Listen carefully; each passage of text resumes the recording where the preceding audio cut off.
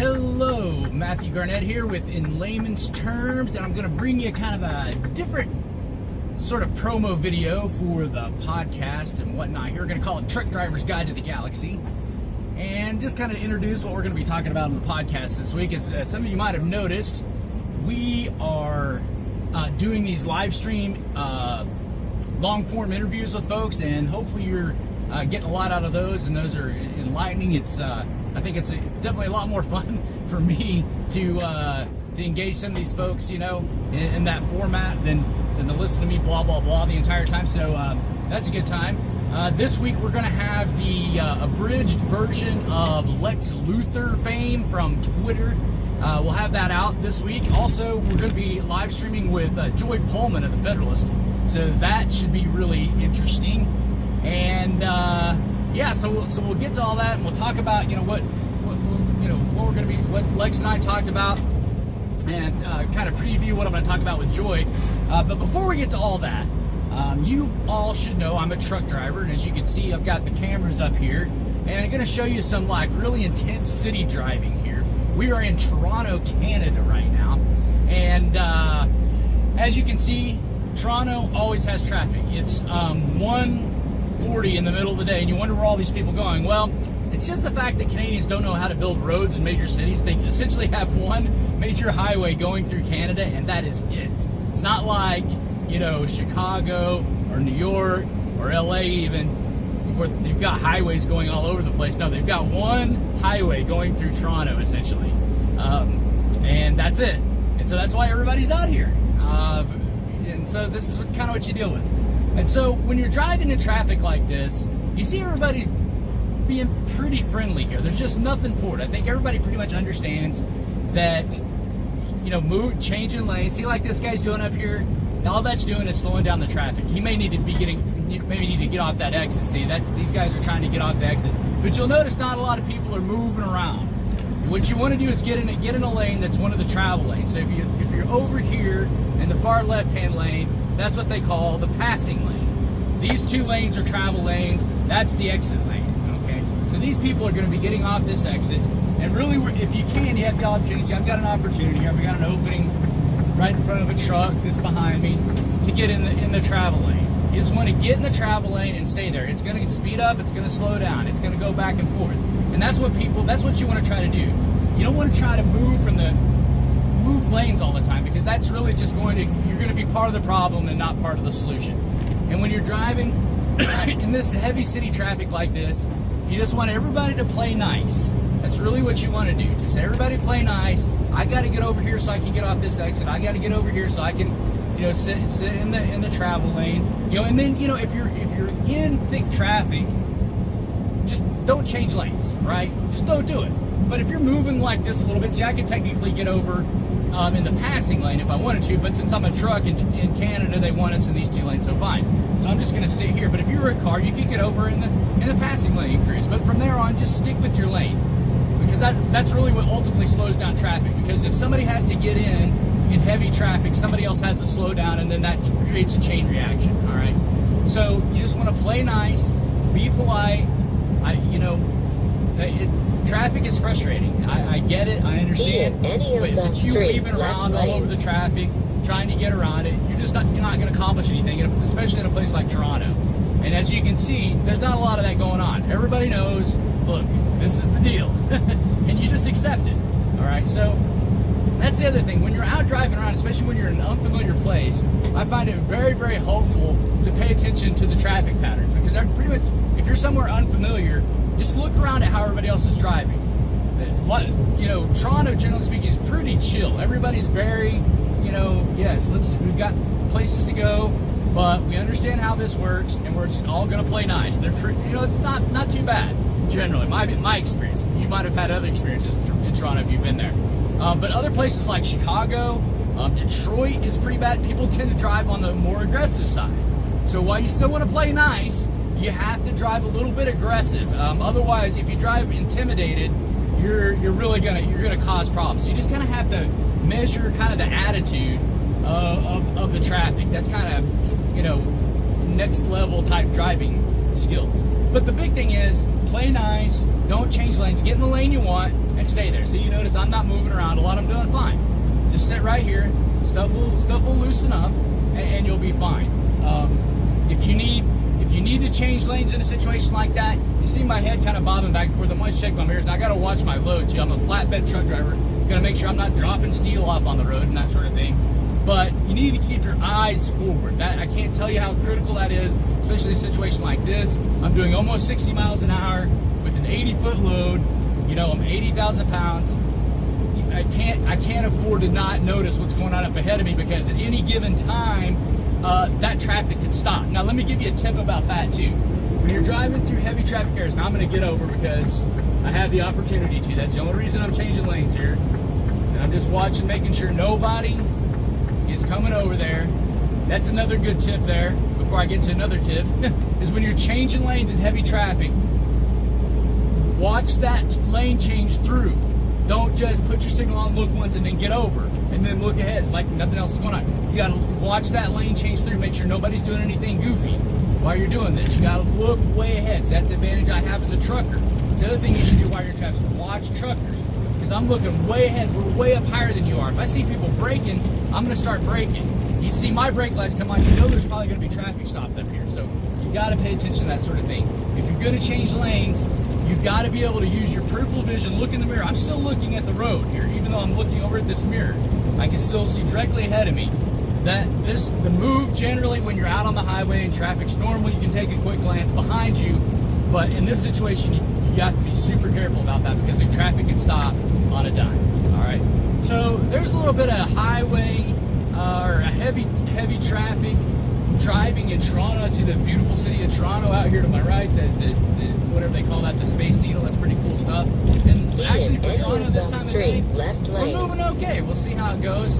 Trying to get to Kingston, which is way on the west side of Lake Erie. But that's the thing, just play nice, you know, and ignore everybody else who's not playing nice. Take a breath, relax, don't do a bunch of traffic weave and that sort of thing. It's not going to get you anywhere. I watch these guys who traffic weave all the time, and you know where they end up? Same place I do, stuck at the next bunch of traffic, okay? So do that sort of thing. Careful in your lane changes, like I'm going to get back. See, now I'm in the exit lane. When you're driving, that's another thing. When you're driving in cities, passing lane, travel lane, exit lane. All right, that's how it works. When you're traveling in cities, you want to travel in the travel lane, merge on the merge lane, pass in the passing lane. That's how it works. And that's where you should be cruising. If there's a travel lane, if there's two travel lanes, travel in either one of them. But right now I've got 3 lanes. I'm in the travel lane. That's where I should be. All right. One other tip before we give this up. When you're driving in a heavy traffic area, put Google Maps up. All right. I'm not a big Google fan, but their maps are excellent. They have traffic updates in real time, and it will show you on there where the traffic's fixing to slow down. So you can, and put your phone, if you're going to use Google Maps, put it up here in the window. Don't put it down, so you have to look down at it.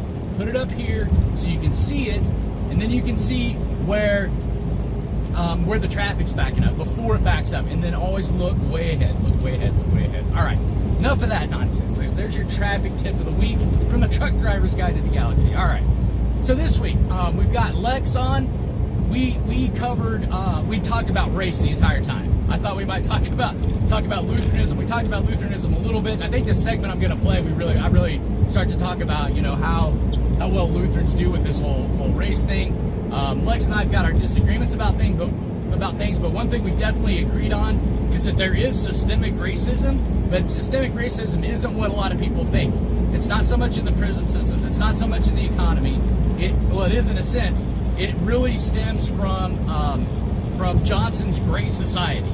That's where the systemic racism is, because, again, as Larry Elder likes to say, the government incentivizes divorcing a child's husband and marrying the government, and that's been a bad idea. We've seen high correlations of crime rates, high correlations of poverty, etc., all these ills that the black community is facing, and Lex definitely agrees that one of the parts of systemic racism is this whole dependency on the government to support the black family, when in reality what the black family needs is a man in the house. I love what Jason Riley said about this. I was watching a video of him the other day, and he said we don't so much need a black man in the White House as we need a black man in the black home.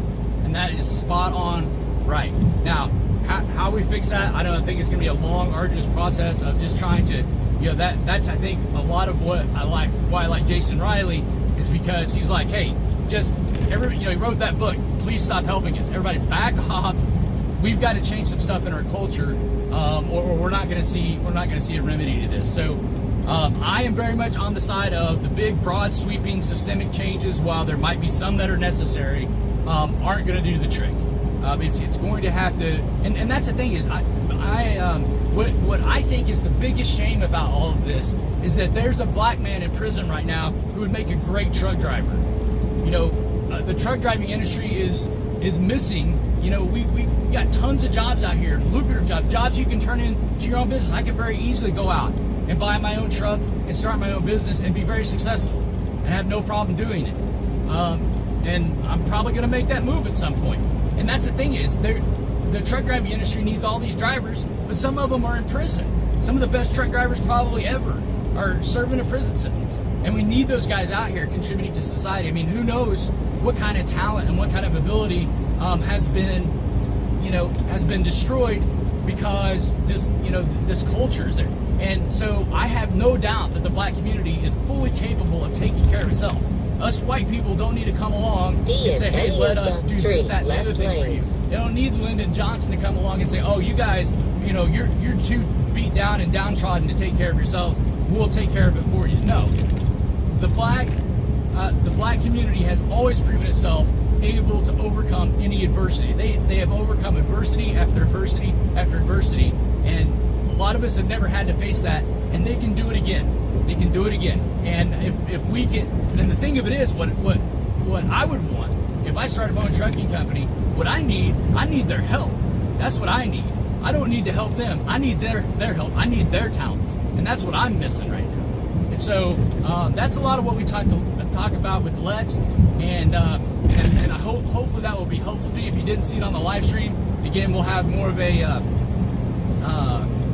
an abridged version of it, and hopefully you can enjoy it like that. If you don't like the big long form where we sit around for a long time and talk about things, type of thing. So the other thing is, this Friday at 8 p.m. Eastern, I'm going to have Joy Pullman of the Federalist on. If you don't know who she is, you need to know.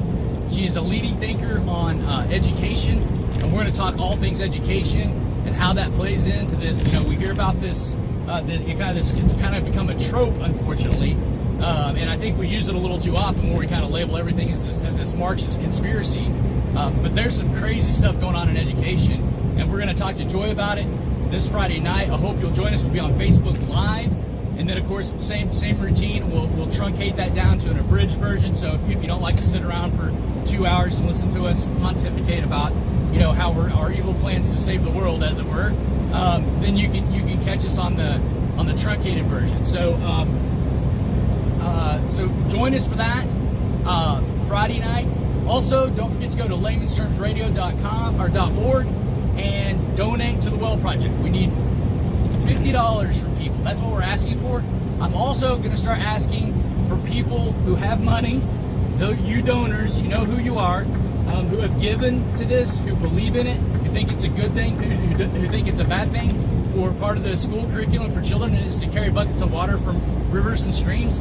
If you have money, we can take big donations, $5,000, $10,000, that we can funnel through a tax-deductible situation. Okay, so if you have that kind of donation in mind, we can take that. And if you need to talk to me about it, hit me up with an email at discussion@laymanstermsradio.org, and we can discuss it. But yeah, if you want to donate big, that's kind of what we need right now. We need some people to step up to the plate. We have several people giving, the $50, and that's great. But we're going to have some people really step up with some sizable donations to kind of get us finally there. I think is what's going to happen. We can chip away at it, but I would really hope for a $10,000, $15,000 donation would really help if you have the means. Okay, and you need a tax write-off. All right. Anyway, check out all that programming this week that'll be coming out, and we look forward to seeing you. Take care. See you next week.